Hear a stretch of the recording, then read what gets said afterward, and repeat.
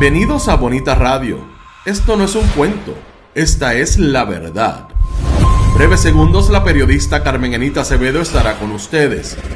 Bonita Radio está disponible en Facebook, Instagram, X, Spotify, YouTube, iVoox y iTunes. Agradecemos a nuestros auspiciadores. Cooperativa Senogandía, solidez y futuro. Vegaco, de tu lado siempre.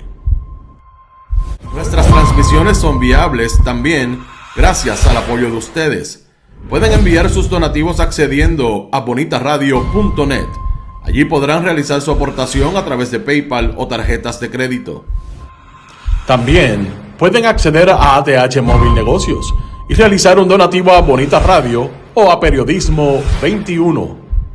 Pueden enviar un cheque o giro postal a PMB número 284, P.O. Box 194000, San Juan, Puerto Rico 00919-4000.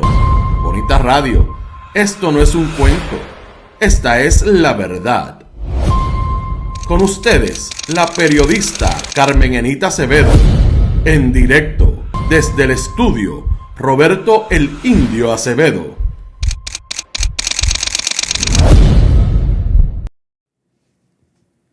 Saludos al público de Bonita Radio. Hoy con ustedes Manuel Ernesto Rivera en sustitución de la colega Carmen Anita Acevedo, que se encuentra disfrutando de unas merecidas vacaciones.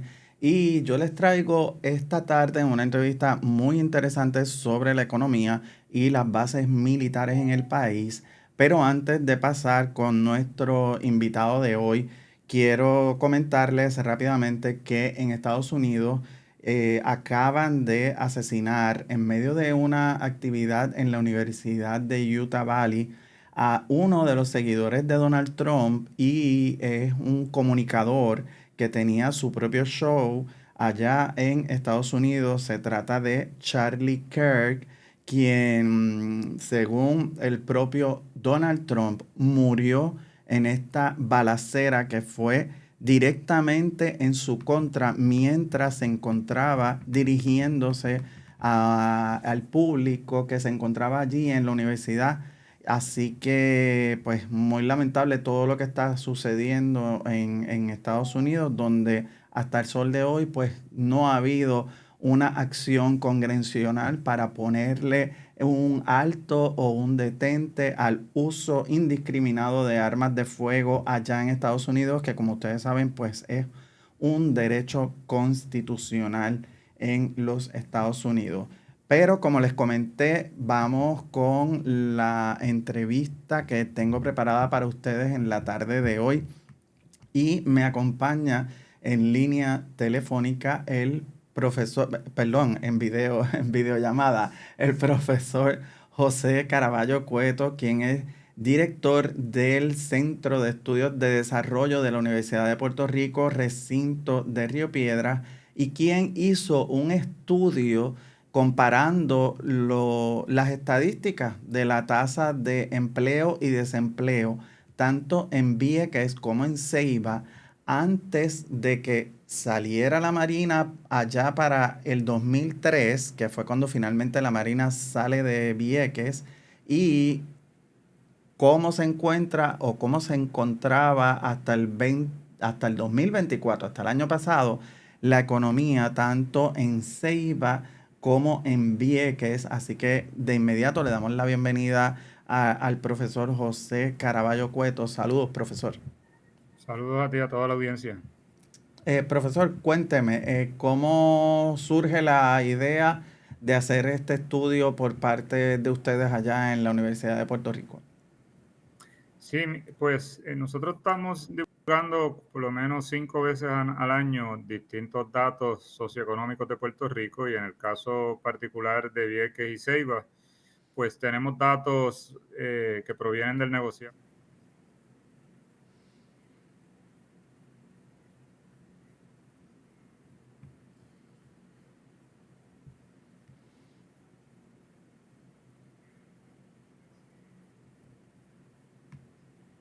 Había mucha actividad económica que se perdió y ahora pues hacen falta de vuelta, pues ante esa percepción, pues conviene ir a los datos a ver qué nos dicen los datos y nos dimos a la tarea de aportar con datos a esta discusión pública. Y lo que encontramos es que, ¿no?, que luego del cierre de ambas bases militares, tanto en Vieques como en Ceiba, la tasa de empleo a población total aumenta y la tasa de desempleo disminuye para ambos municipios. De hecho, no encontramos un indicador que nos dijera que pues se había afectado negativamente estas dos islas municipios en términos económicos, ¿verdad? Porque en términos de salud, pues ya sabemos que el beneficio neto es positivo, pero en términos económicos, pues encontramos base que apoyara esa conjetura. Claro, en términos de lo que es la salud de los viequenses, pues la tasa de cáncer sabemos que es mucho más alta en la Isla Nena que en el resto de los pueblos acá en la Isla Grande. En el caso de Vieques particularmente, ¿qué fue lo que encontraron en términos de esas dos tasas, la de empleo y desempleo? Pues nosotros utilizamos la tasa de empleo sobre población total porque en estas dos islas municipios han perdido población como todo Puerto Rico. De hecho, todos los municipios en Puerto Rico, con excepción de Rincón recientemente, pero también durante este periodo también bajó la población en Rincón. Así que estamos en una situación en Puerto Rico de despoblación a nivel general. Y Vieques y Ceiba pues no es la excepción. Así que lo que conviene hacer en estos casos es mirar el total de empleo que hay sobre el total de población que hubo en un año específico. La base militar en Vieques cierra en el año 2003. Esa tasa de empleo a población era 24%. En el último año disponible, esa tasa subió a 35%, es decir, aumentó 12 puntos porcentuales. En el caso de Ceiba, esta tasa de empleo a población total en el año 2004, que es cuando se cierra la base militar, estuvo en 28%. En el último año disponible en 35%, es decir, aumentó 7.6 puntos porcentuales. Aquí lo que resulta es que cuando uno va a estos municipios, pues uno no ve mucha actividad económica, ve una economía deprimida, pero lo que tenemos que estar claro es que cuando estaban las bases militares también era una economía aún más deprimida que lo que la vemos hoy día. Y esto pues es parte pues del descuido que ha tenido el gobierno y el sector privado en estimular la economía más allá de la zona metropolitana. O sea, que Vieques y Ceiba no es la excepción. Si usted va a muchísimos municipios en Puerto Rico, a Nahuabo, a muchos otros que están en la región, Arroyo, etcétera, va a haber una actividad económica relativamente baja. El punto aquí es que luego del cierre de las bases militares, mejoró un poco. Todavía le falta mucho por crecer, tiene mucho potencial por crecer. Por ejemplo, me puse a mirar los datos que no los incluí aquí porque la base Remy cerró en el 1973. Estamos hablando hace ya 52 años. Pero el caso de Aguadilla es un caso que puede ser, es un caso exitoso desde mi perspectiva económica. Y es un caso que pueden imitar Vieques y Ceiba porque cierra la base militar en el 1973, utilizan el aeropuerto, lo desarrollan, hoy día es el segundo aeropuerto más importante de Puerto Rico, y aprovecharon para crear un nicho en el sector aeroespacial, donde ha llegado Lufthansa, han llegado varias compañías, y es uno de los municipios que mejor ha crecido, aún en época de recesión, antes del huracán María, que estaba en recesión. Ese municipio continuaba creciendo, el municipio de Aguadilla. Mi invitación es que se haga eso mismo con Ceiba, en vez de estar mirando el pasado, un pasado irreal, porque realmente cuando estaban las bases militares, pues estos municipios no estaban creciendo. La razón es que las bases militares no es para que la economía de ningún municipio crezca, esto es para los propósitos que encuentre el Departamento de la Defensa, pero no es porque ellos dicen, vamos a poner esta base militar para ayudar a X o Y municipio. Ese no es el objetivo ni la función en ley que tiene el Departamento de la Defensa.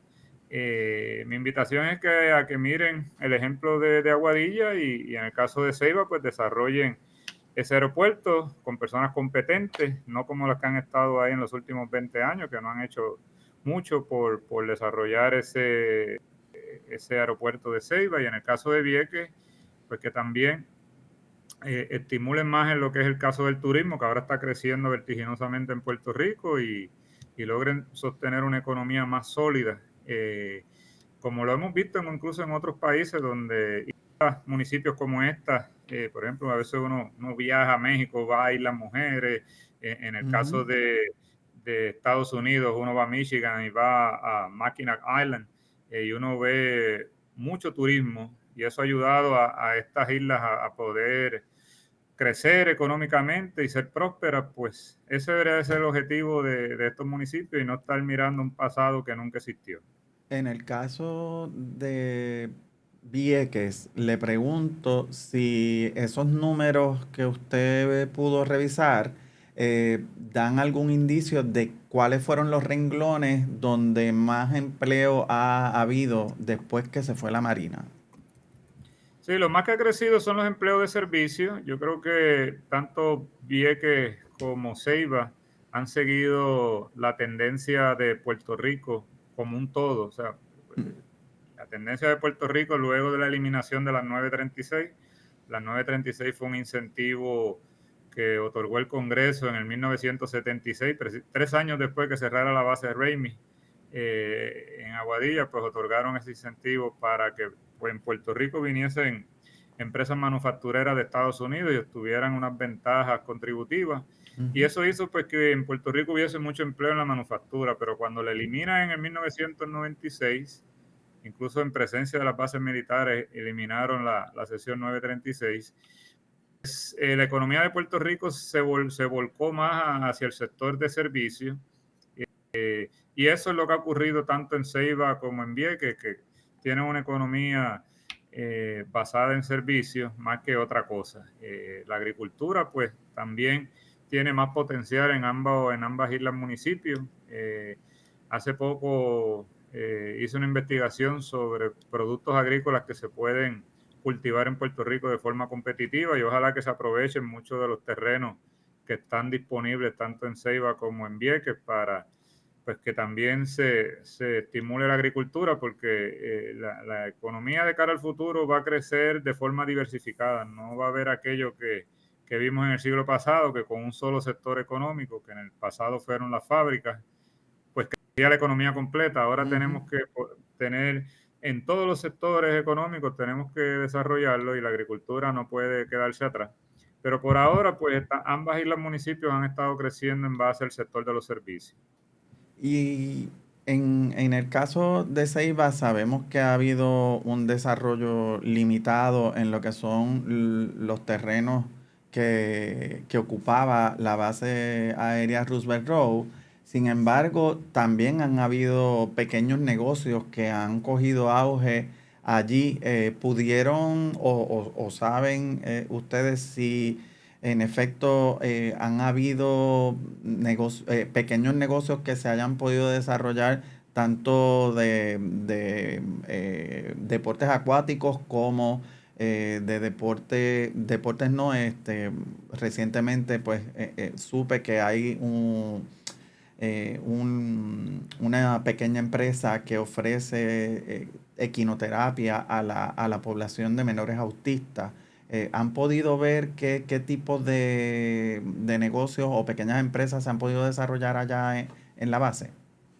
Sí, nosotros miramos los datos a nivel agregado en términos de cómo ha cambiado el empleo a nivel total en el municipio, pero ciertamente uno ve que en muchos de estos municipios, tanto en Ceiba como municipios que están cerca de Ceiba, han logrado, ha habido un surgimiento de pequeñas empresas que han estado, pues, como decía ahorita, en el área de servicio. Uno de ellos es el que tú mencionas en el caso de equinoterapia.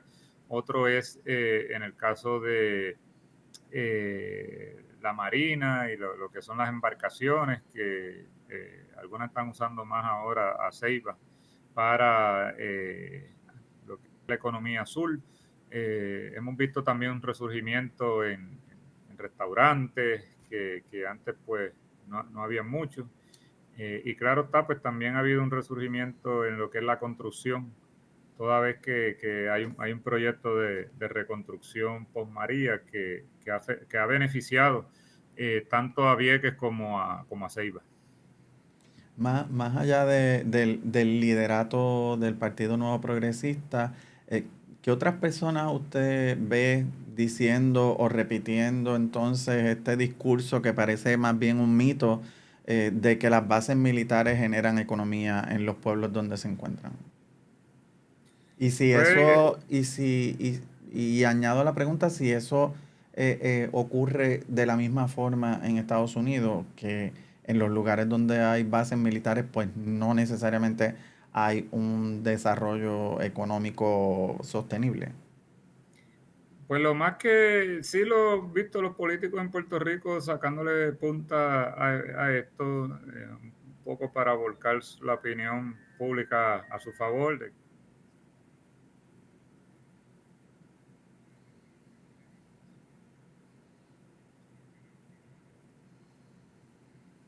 tanto en radio como en televisión. Hace poco escuché uno en radio decir que la economía de Hawái, la mitad de la economía de Hawái es gracias a las bases militares, y eso es una mentira. De hecho, no cita ningún estudio, y yo busqué un estudio que hizo precisamente el Departamento de la Defensa, donde veo que en el caso de Hawái, lo que las bases militares, porque tienen varias, contribuyen a la economía, dicho por el mismo Departamento de la Defensa, es 9.2%. Es decir, de cada $100 que hay corriendo en la economía de Hawái, $9.20 es gracias a las bases militares. Estamos hablando aquí de un informe que hizo el Office of Local Defense Community Cooperation, que lo pueden buscar en el internet, está gratuitamente, lo pueden acceder. Así que de decir la mitad, que es el 50%, a lo que es la realidad, que es 9.2%, hay un trecho enorme. Y no sé por qué, cuál es no sé si es para generar tráfico mediático o si lo hacen por algún tipo de ideología y pensar que a través del regreso a las bases militares vamos a estar más cerca de X o Y estatus, pero la realidad es que hay bases militares de Estados Unidos en países soberanos, que eso no es incompatible con la soberanía, ni tampoco es incompatible con la estadidad, porque también hay bases militares en muchos estados, y hay bases militares en colonias de Estados Unidos en el Pacífico, como por ejemplo en las Islas Guam, que le pertenecen también a Estados Unidos. Que realmente pues esta desinformación que ha habido ha llevado a muchas personas a creer lo que no es, y a imaginarse un pasado que nunca existió, porque pues estos municipios tuvieron una economía sumamente deprimida durante las bases militares, y realmente tampoco se puede responsabilizar a las bases militares, porque nunca la idea del Departamento de la Defensa fue ayudar a ningún municipio con las bases militares. Ellos tienen sus propios objetivos. Vamos a entrar ahora un poquito en las decisiones de la Junta de Supervisión Fiscal. Hoy hubo una nueva vista en el Tribunal Federal donde los bonistas pues cuestionan el poder de la Junta para seguir alargando el proceso del caso de quiebra que atiende la jueza Laura Taylor Swain. Y esto se da en momentos en que ya entraron en vigor dos nuevos cargos en la factura de la luz que recibimos todos los puertorriqueños, y ese nuevo cargo es el que va destinado al pago de las pensiones de los jubilados de la Autoridad de Energía Eléctrica, y otro cargo que se divide en tres partidas. Una partida va para Luma, una partida va para Genera Puerto Rico y otra partida va para la Autoridad de Energía Eléctrica. Los bonistas plantearon hoy que este proceso no se debe seguir alargando. Ciertamente todavía la Junta está ejerciendo sus funciones, aunque el presidente Donald Trump básicamente la dejó sin miembros y todavía no ha hecho los nombramientos de estos 6 nuevos integrantes de la Junta de Supervisión Fiscal que tienen que entrar eh, en algún momento a ser parte de la Junta, y se espera o se especula que estos nuevos integrantes de la Junta de Control Fiscal que van a llegar, pues van a ser probonistas. Y como mencionaba, pues ya en la factura nos han endilgado esos 2 nuevos cargos. Si estos 6 nuevos miembros en efecto son probonistas y tratan de solucionar el caso con un acuerdo que sea más favorable para los bonistas que para el pueblo puertorriqueño, ¿qué se puede esperar? O sea, ¿cuánto más vamos a tener que pagar de tarifa en la factura de la Autoridad de Energía, de Luma ahora, porque ya no es de la Autoridad de Energía Eléctrica? Sí, bueno, realmente yo recuerdo que cuando el sistema energético de Puerto Rico estaba en manos de la Autoridad de Energía Eléctrica, había un reclamo amplio de que el costo energético en Puerto Rico era muy alto, que había que bajarlo, y recuerdo la misma Junta de Control Fiscal decir en un plan fiscal, que es una especie, eso tiene casi fuerza de ley, ese plan fiscal, decir en uno de ellos que el costo energético de Puerto Rico no podía exceder los 20 centavos en el kilovatio hora, que es la medida que se utiliza para medir la energía. Y eso pues parece que ha quedado en el pasado. Tanto los reclamos con que el costo energético en Puerto Rico es alto como que no puede ceder los 20 centavos. Antes de estos aumentos que tú estabas mencionando, el costo energético a nivel residencial estaba cerca de los 25 centavos. O sea, estaba ya por encima de lo que la misma Junta dijo en su momento que era tolerable para esta economía. Y pues me parece muy lamentable que hayan aumentado el costo energético para pagar pensiones y para pagarle a Luma, porque pues Luma pues es peor que una privatización. Yo publiqué un libro recientemente, se llama Perspectivas Económicas, donde analizo este y otros temas. Y ahí digo que Luma es peor que una privatización porque cuando se privatiza una compañía que era del gobierno, una empresa pública se privatiza, se supone que el privatizador venga con cierto capital a invertir, pero lo que ha hecho Luma es no invertir y decir, pues, cualquier cosa mejora que yo vaya a hacer, quiero que salga de fondos públicos, ya sea del gobierno central o ya sea del pueblo. Y la verdad que esto va a ocasionar un daño muy fuerte, no solo a nivel de los hogares donde estamos nosotros, sino a nivel de las empresas.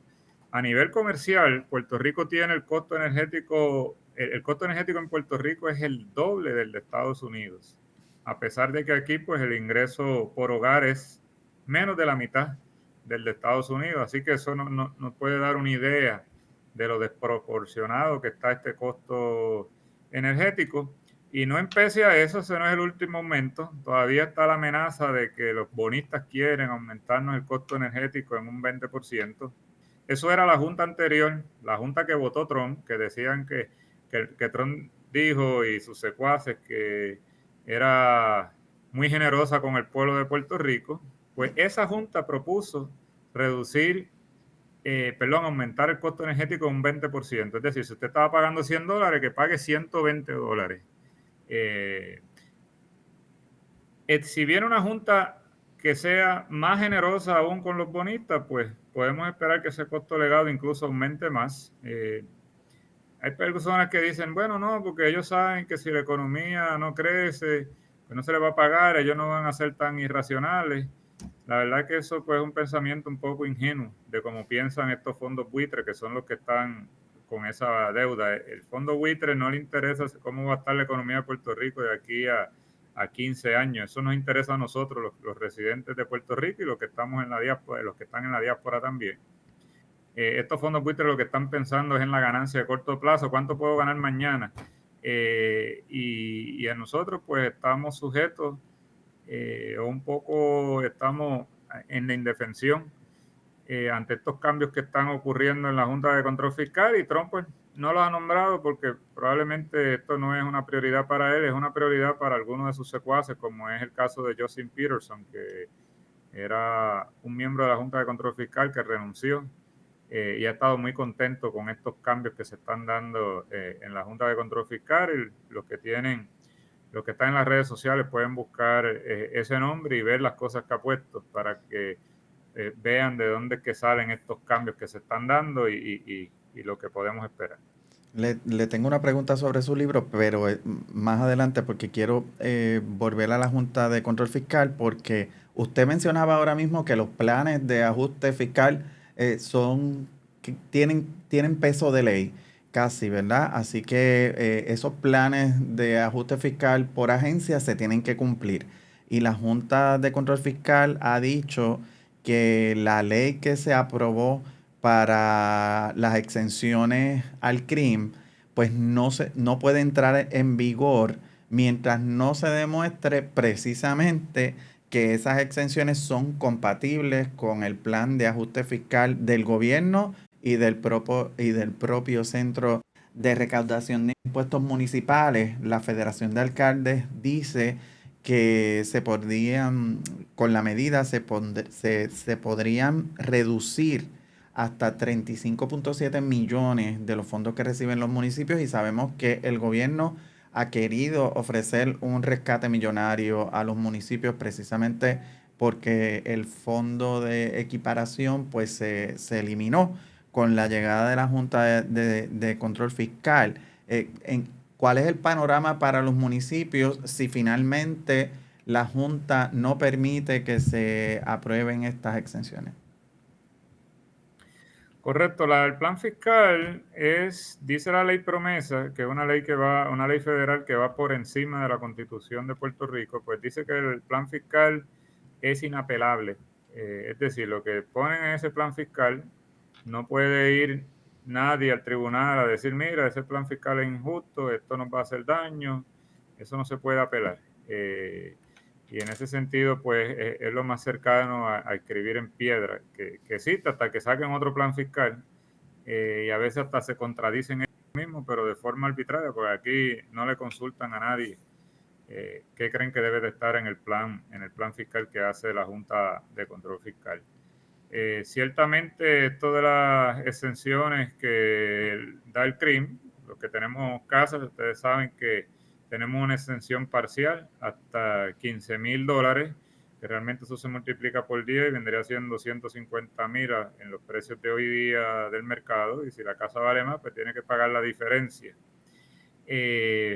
Pues a la Junta de Control Fiscal nunca le ha gustado esa exención que se le está dando a los hogares porque quiere que paguemos más. Y dicen, mira, en Estados Unidos esa exención no existe, ¿por qué la tenemos en Puerto Rico? Bueno, claro, habría que explicarle que en Puerto Rico se gana menos de la mitad de lo que se gana en Estados Unidos. Y que aquí se pagan muchos otros impuestos que no se pagan en Estados Unidos. Por ejemplo, el IBU que pagamos en Puerto Rico es más alto que lo que se paga en cualquier estado. Y no he visto ninguna propuesta para reducirlo de parte de la Junta de Control Fiscal. Así que lo que están ahora la Junta trabajando, más bien el director ejecutivo, que está por ahora ahí hasta que venga los próximos nombramientos de Trump, pues un poco apretarle la cintura al crimen, de donde se nutren los municipios, y esto pues puede que le ocasione cierto daño financiero a algunas alcaldías. Así que mi recomendación en estos momentos a los alcaldes y alcaldesas de Puerto Rico es que sean un poco comedidos con su gasto, porque pues lo que se vislumbra del futuro no es muy bonitos. Me gustaría decirle otra cosa, pero realmente estos cambios que se den en la Junta van a impactar a todo Puerto Rico y los municipios no van a ser una excepción. Otra noticia importante económica que sale a relucir en el día de hoy es que las ventas de los automóviles en agosto tuvieron una caída y que esa caída se ha mantenido por gran parte de este primer periodo del año, ¿verdad? Lo que son estos primeros 8 meses. Esto que representa porque en tiempos pasados se utilizaba la venta de autos como un renglón de supuesto crecimiento económico. Sin embargo, si hasta agosto, 8 meses del año 2025, ha habido una caída en las ventas de automóviles, ¿esto qué puede significar para el resto de la economía o si eso se va a ver reflejado también en otros renglones de la economía ahora que entonces entraron nuevos aumentos en la tarifa de la luz? Sí, pues la venta de autos, como se obtienen datos mensuales, es un indicador de cómo puede ir lo que es el consumo de bienes duraderos y el consumo en general en una economía. Así que es un indicador como temprano de por dónde va la economía y por eso tanto en Puerto Rico como en otros países se habla mucho de cómo está la venta de autos. La venta de autos pues se redujo. Ahora no dudo que que esto responda a la política arancelaria de Trump, que aquí en Puerto Rico no se producen autos, los autos vienen del exterior y en particular muchos vienen de Asia, los que estarían sujetos ya al pago de aranceles. Y hay algunas personas que dirán, bueno, pero los carros de Estados Unidos que se venden en Puerto Rico no están sujetos a los aranceles. Bueno, eso es parcialmente correcto porque las piezas que tienen muchos carros estadounidenses vienen también del exterior. O sea, no se producen, todas las piezas que están dentro de nuestros vehículos, no se producen todas dentro de Estados Unidos. Muchas vienen de México en particular y de otros países a nivel mundial, sobre todo de Asia también. Así que si cuando ese bien intermedio entra por la frontera de Estados Unidos, tiene que pagar arancel, de forma tal que cuando llega el manufacturero estadounidense dice, mira, me aumentó el precio de mis bienes intermedios, es decir, de las piezas que van ahí dentro de ese bonete, pues ahora tengo que aumentar el precio final y ese vehículo cuando llega a Puerto Rico pues también está sujeto a ese pago de aranceles y pues aquí los ingresos no han aumentado, así que si le aumentas el precio pues la gente dice, bueno, pues consumo menos. Y eso es un fenómeno que se va a estar dando también en Estados Unidos, donde ya el desempleo empezó a aumentar y el subempleo también ha empezado a aumentar en Estados Unidos, donde mucho empleo a tiempo parcial pues aumentó. Así que los efectos de las políticas económicas de Trump lo vamos a vivir tanto los que están en Estados Unidos como los que están en Puerto Rico. Claro, y ya en Estados Unidos se vaticina que va a haber una recesión y el propio Donald Trump ha dicho que su política económica no se va a ver reflejada de la manera en que él la quiere ver hasta 2 años. O sea que esto es seguir creando una incertidumbre económica que no solamente afecta a Estados Unidos, sino que nos afecta a nosotros por carambola, pero también a otros países que tienen relaciones económicas con los Estados Unidos. Sí, definitivamente. Estados Unidos, el presidente Trump heredó una economía que estaba creciendo, que estaba la tasa de desempleo baja y realmente ya tenía la rueda corriendo, lo que tenía era que mantenerla corriendo, pero vino con unos cambios radicales que no tienen base en la teoría económica y prácticamente no hay un solo economista de prestigio que esté apoyando esas políticas de Trump. Más bien son políticas nacionalistas, populistas, para tratar de apelar a cierto público en Estados Unidos. algunos de los cuales ya están incluso hasta recogiendo velas. Hace poco vi un reportaje de agricultores en el interior de Estados Unidos que estaban pidiendo la intervención del gobierno federal, una especie de rescate porque han perdido muchas de sus cosechas con esta política de deportaciones. Y eso pues a su vez va a impactar a Puerto Rico eventualmente porque Puerto Rico le compra mucha comida a Estados Unidos y pues en Estados Unidos se produce menos. Lo que generalmente ocurre en la ley de oferta y demanda es que si baja la oferta, es decir, si se está produciendo menos, pues suben el precio los que todavía están produciendo. Y en el caso del alimento, pues es crítico para Puerto Rico, pues se trata de productos de primera necesidad. Sé que le estoy robando un poco de tiempo, pero quería preguntarle de su libro precisamente de perspectivas económicas para Puerto Rico. Sé que recoge un periodo anterior de 20 años, pero ¿pudo usted dar algún tipo de recomendación hacia dónde nos debemos dirigir para no repetir los mismos errores del pasado, sobre todo en estos momentos de tanta incertidumbre económica como estábamos hablando por la política de Donald Trump con los aranceles y porque Puerto Rico, después de la salida de la sección 936, todavía al sol de hoy no tiene un plan económico concreto para salir de este atolladero que empezó o se acrecenta después de la salida de la sección 936, pero además con el cierre de gobierno que hubo bajo el gobierno compartido precisamente de Aníbal Acevedo Vilá en el Ejecutivo, pero el PNP estaba en Cámara y Senado. Correcto. Yo creo que un error que ha cometido Puerto Rico y que han cometido algunos países a nivel mundial es basar su estrategia de crecimiento económico en un solo sector. Necesitamos tener una economía diversificada y eso parte de un estudio científico que publiqué junto a unos colegas en una revista científica y aquí en el libro pues lo pongo en un lenguaje más interdisciplinario de por qué eso es importante. Eso es un punto importante que traigo ahí. Otro es que pues necesitamos un modelo económico que no genere bienestar para unos pocos y deje a los demás atrás. Tiene que ser un modelo inclusivo donde ayude a todas las clases sociales a beneficiarse de esa prosperidad.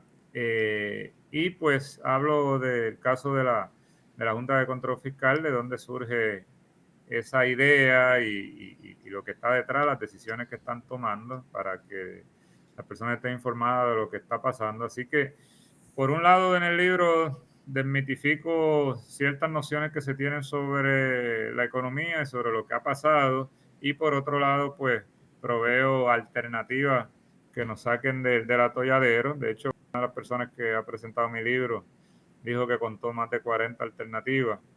Y la idea de esa alternativa pues es tener dar algunas pinceladas, algunos elementos de dónde debe de ir un plan de crecimiento económico de Puerto Rico, porque, y esto lo conecto con lo que hablamos inicialmente de las bases militares, yo pienso que una de las razones por las que hay tanta ilusión con esto de las bases militares es que cuando está la situación económica tan delicada, pues cualquier cosa que le prometan a uno, que uno vea por ahí en el horizonte, pues le genera entusiasmo, porque dice, wow, por fin llegó algo. Y la verdad que pues a veces son simplemente promesas, como se llama incluso la ley promesa, que crea la Junta de Control Fiscal, que no necesariamente va a rendir los frutos que quisiéramos, y por eso es importante pues estar informados para que no nos vendan gato por liebre. ¿Y sabe de casualidad si su libro lo ha visto, con estas 40 recomendaciones, lo ha visto la gobernadora Jennifer González o el secretario de Desarrollo Económico? No tengo esa afirmación o esa confirmación, pero ojalá que sí, que alguien se lo haya llegado, porque el libro está bastante económico, lo que cuesta son $20, está disponible en la mayoría de las librerías. Y traté de que fuera una lectura fácil, no técnica, como sí hago para cuando se publica en términos de revista, pero como un libro de circulación general. El primer capítulo es un poco engorroso para algunas personas porque estoy hablando de la crisis de deuda que no tiene precedentes, eso va para la historia de nuestro país. Ujú. No Sí, tiene porque es precedentes en Puerto Rico. incluso es mayor que las que han habido en Estados Unidos. Correcto. Pero ya el segundo capítulo en adelante, pues la lectura es más amena porque pues, es más fácil de entender, hay menos conceptos que nos resulten familiares, como es el caso de la pobreza, como es el caso de la desigualdad, entre otros.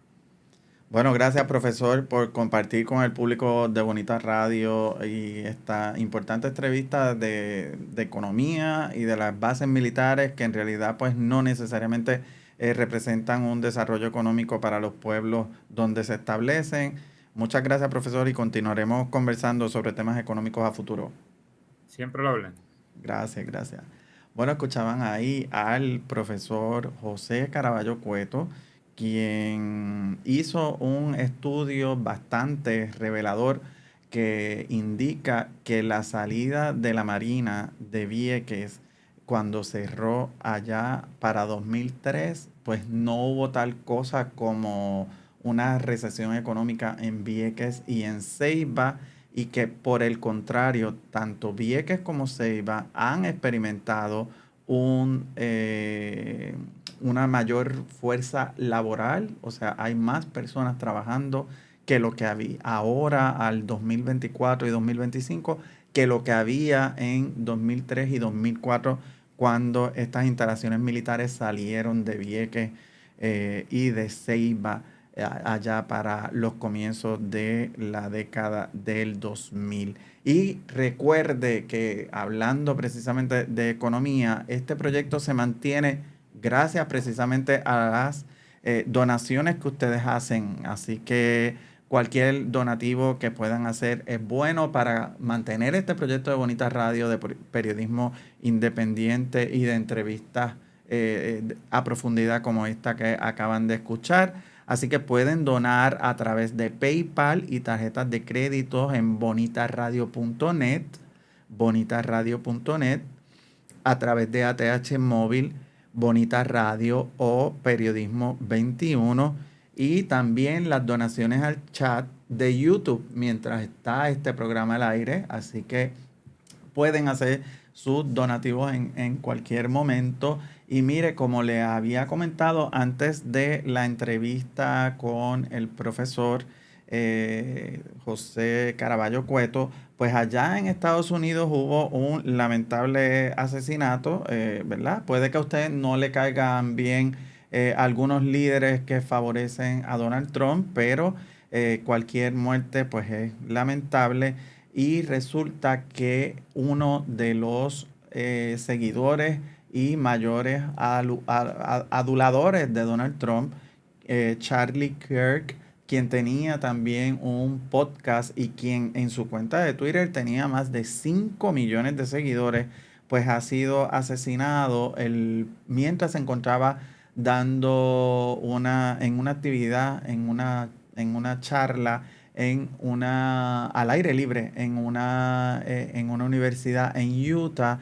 En el video que están observando en pantalla pueden ver el momento en que las personas salen corriendo luego que Charlie Kirk recibe este disparo mortal. Lamentablemente, pues murió cuando estaba recibiendo los primeros auxilios. Él fue trasladado a un hospital cercano a la Universidad de Utah Valley, donde se encontraba participando en esta especie de rally o de meeting político. Y fue allí donde lo tirotearon y lamentablemente pues falleció. El propio Donald Trump ha escrito y ha publicado en su cuenta de Twitter un mensaje diciendo que se había perdido a una gran figura de las comunicaciones y que este evento pues era muy triste. Además pues expresó su solidaridad con la familia de Charlie Kirk, que era un activista político y un aliado de Donald Trump. Así que, pues, muy lamentable todo esto que está sucediendo allá. Sin embargo, en una búsqueda que hicimos inmediatamente que estaba ocurriendo este evento, pudimos ver, ¿verdad? Inmediatamente por las redes sociales, que en el 2003 esta persona, Charlie Kirk, hizo unas declaraciones que decían que la muerte de inocentes pues era un costo necesario para proteger el derecho constitucional a portar armas en Estados Unidos. Como ustedes saben, la Constitución de los Estados Unidos tiene como uno de sus derechos la aportación de armas, y Charlie Kirk hoy es víctima de precisamente de ese uso desmedido de armas de fuego y de esa facilidad con la que se pueden adquirir armas en los Estados Unidos. Pues un defensor de esa enmienda constitucional, de esa disposición constitucional en la Constitución de los Estados Unidos, un defensor de que se tengan armas, hoy cae abatido precisamente por alguien que, utilizando un arma de fuego, le disparó en una concentración en la que se encontraba dando un discurso allí en la Universidad de Utah. Muy lamentable lo sucedido, y esto pues será una noticia que seguirá en desarrollo en el resto de la tarde de hoy y mañana y el resto de la semana. Así que usted se entera por aquí, por Bonita Radio, de todo lo que está pasando, y mañana yo regreso a las 5 de la tarde con más entrevistas y con más información para el agrado de todos ustedes, y les recuerdo que hagan sus donativos. Hasta mañana.